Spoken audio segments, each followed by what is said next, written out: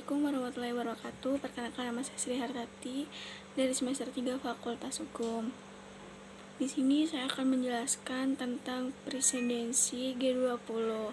Yang pertama itu ada latar belakang G20. G20 dibentuk pada tahun 1999 dengan tujuan mendiskusikan kebijakan-kebijakan dalam rangka mewujudkan stabilitas keuangan internasional. Forum ini dibentuk sebagai salah satu upaya mencari solusi atas terjadinya krisis keuangan global pada tahun 1997 dan tahun 1999. Saat itu, negara-negara berpendapatan menengah dan memiliki pengaruh ekonomi secara sistemik termasuk Indonesia turut diikutsertakan dalam perundingan hingga 9 tahun kemudian.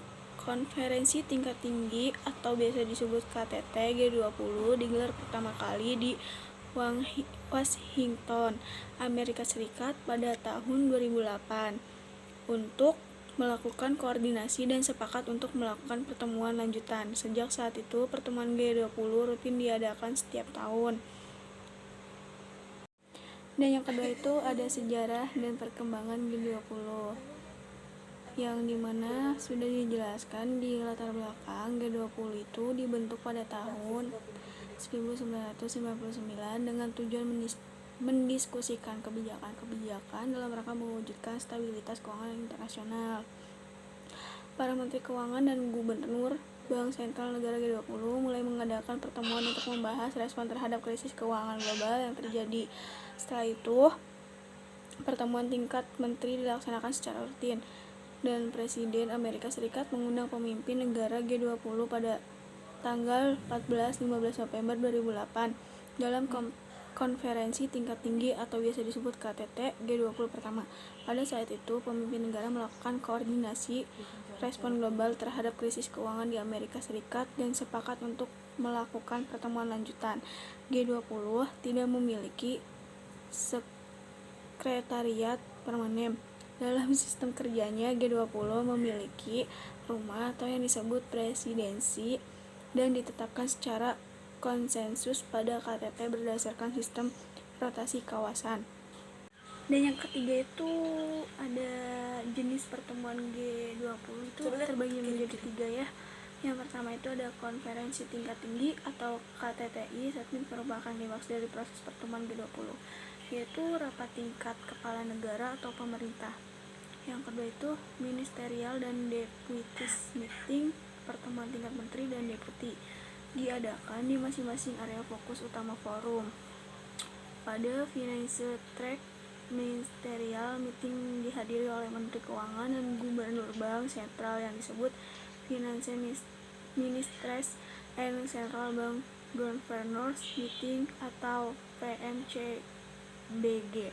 Secara pertemuan pada deputi disebut Finance and Central Bank Deputies Meetings atau VCBD.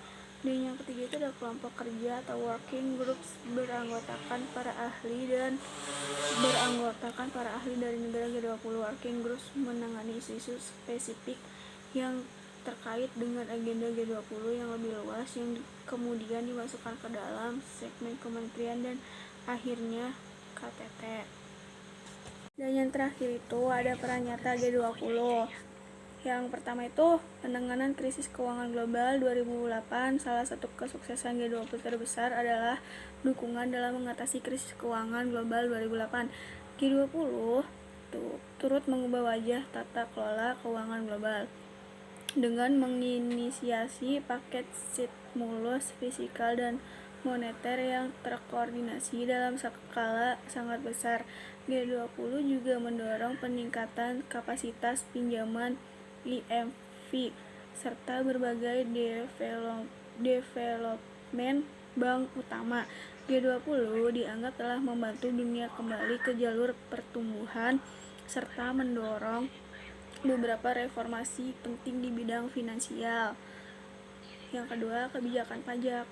G20 telah memacu OECD untuk mendorong pertukaran informasi terkait pajak. Pada 2012, G20 menghasilkan cikal bakal Base Erosion and Profit Shifting atau BEPS keluaran OECD yang kemudian difinansialkan pada tahun 2015 melalui BEPS. Saat ini 139 negara dan yurisdiksi bekerja sama untuk menghadiri penghindaran pajak. Yang ketiga, kontribusi dalam penanganan pandemi COVID-19.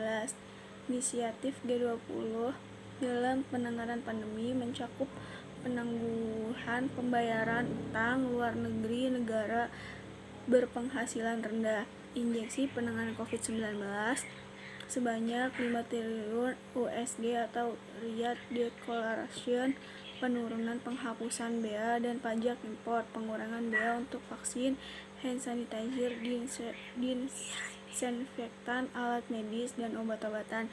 Dan yang terakhir itu ada isu lainnya, yaitu selain itu G20 berperan dalam isu internasional lainnya termasuk perdagangan, iklim, dan pembangunan. Pada 2016 diterapkan prinsip-prinsip kolektif terkait investasi internasional. G20 juga mendukung gerakan politis yang kemudian berujung pada Paris Agreement on Climate Change di 2015 dan The 2030 Agenda for Sustainable Development. Kesepian tanpa Kakashi. Cukup sekian dan terima kasih. Mungkin hanya itu saja yang bisa saya jelaskan. Kurang lebihnya mohon maaf. Wassalamualaikum warahmatullahi wabarakatuh.